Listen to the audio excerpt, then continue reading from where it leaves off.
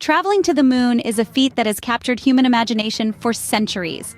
Since the first manned mission to the moon by NASA's Apollo program in 1969, we've learned a lot about the logistics and timeframes involved in such a journey. So, how long does it take to fly to our moon? The journey to the moon begins right here on Earth's surface, typically from a launch site like NASA's Kennedy Space Center or similar facilities around the world. The actual flight time, however, varies depending on several factors, primarily the type of spacecraft being used and its trajectory. For crewed missions like the Apollo program, which used powerful Saturn V rockets, the journey took approximately 3 days. This duration included the time required to reach a specific point in space where the spacecraft's trajectory intersected with the moon's orbit.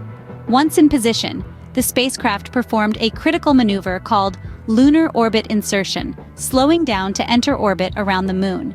In contrast, unmanned spacecraft, such as those launched by various space agencies and private companies for scientific exploration and satellite deployment, may take slightly longer due to different mission objectives and spacecraft capabilities.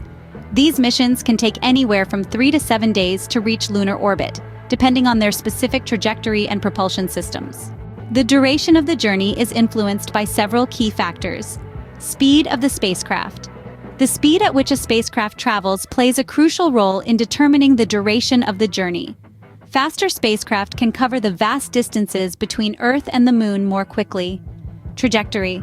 The trajectory of the spacecraft, including the timing and angle of launch, affects the efficiency of the journey. Mission planners carefully calculate trajectories to optimize fuel consumption and minimize travel time. Propulsion systems. The type of propulsion system used by the spacecraft also impacts travel time. Chemical rockets, ion engines, and other propulsion technologies each have their own advantages and limitations in terms of speed and efficiency. Gravity assists. Some missions utilize gravitational assists from other celestial bodies, such as Earth or the Moon itself, to conserve fuel and reduce travel time. These maneuvers involve carefully planned trajectories that take advantage of gravitational forces to accelerate or decelerate the spacecraft.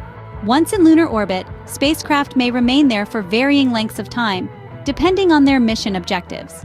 Some missions involve multiple orbits for scientific observations or photography, while others may include maneuvers to land on the lunar surface or return to Earth.